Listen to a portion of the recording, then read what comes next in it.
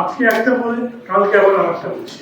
এই কয়েকদিন আগে এনসিপি বলেছে সরকার আমাদের সাথে প্রতারণা করেছে, এখন বিএনপি বলেছে সরকার আমাদের সাথে প্রতারণা করেছে। একটা প্রতারণাকে কাট করায় এই সরকার দাঁড়িয়ে গেছে। আমরা তো ভোটই দিতে পারি, কথা বলতে পারি না, গণতন্ত্র না, তাদের গণতন্ত্র নির্বাহ করতে হবে। তার চেয়ে বড় কথা হচ্ছে এই যে শেখ হাসিনার সরকার চলে গেল, ওরা যদি আবার ফিরে আসেন, ওদের রিটার্ন মানে ফ্যাসিবাদের আবার প্রত্যাবর্তন যেন বন্ধ করা যায়। এই জন্যই সংস্কার বলে যেটা বলা হলো সেটা প্রধানত রাজনৈতিক সংস্কার করতে পর্যবেসিত। ধরেন আজকে যখন আমরা বিষয়টা নির্ধারণ করেছি বর্তমান রাজনীতি, বর্তমানটা কি বলেন, আমাদের সংস্কারের বর্তমান কি? এই যে 8 মাস ধরে আলোচনা চললো, তারপরে সংস্কার এখন কোথায় আছে? আমি যদি বলি এটা ব্যাক টু স্কয়ার ওয়ান, যেই লাভ সেম্পল ছোট বড়ি খারাপ, খারাপ বড়ি তো কোনো অগ্রগতি হয়নি। যে ঐক্যমত্যের কথা বলা হলো সেই ঐক্যমত্যের কিছুই হয়নি। এই সম্পর্কে বক্তারা খুবই বিস্তারিত বলেছেন, তার সম্পর্কে আমি আর ধরতে যাচ্ছি না।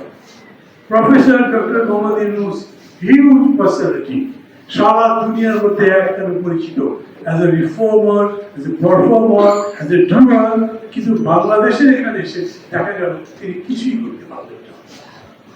এখন পুরা দেশ একটা জটিলতার মধ্যে গেছে, মনে হচ্ছে একটা অচল অবস্থা তৈরি হচ্ছে। বড় দল বিএনপি সরাসরি বলেছে এরা রেফারি হয়ে ভোট দিয়েছে, আর অন্যদিকে দল আজকে একটা বলে কালকে আবার আরেকটা বলছে।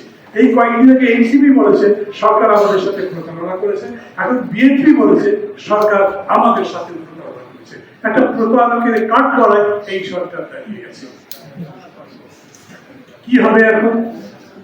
ঠিক ওই সময় আমি মনে করেছি, আমরা মনে করেছি আমাদের নিজেদের মধ্যে কথা আরো বাড়ানো দরকার। 9 দলের আগে জোনায়েদ শেখ একবার তার অফিসে সবাইকে দাওয়াত দিয়েছিলেন, সবাই গেছে, সেখানে কিছু কথাবার্তা হয়েছিল। তারপরে যারা বাসমরের বাসায়ও আমরা একদিন বসেছিলাম, সেখানেও কিছু কথাবার্তা হয়েছে।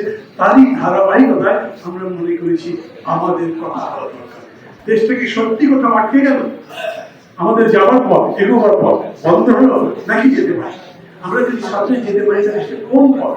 আমরা এখানে আটকে থাকতে পারি না। এত মানুষের রক্তদানের পরে এই সমস্ত আত্মদান, এই জীবনদানের রক্ত বৃথা যেতে পারে কি? আমরা নিজেরাই একটু স্লোগান দিই, শহীদের রক্ত বৃথা যেতে দেব না।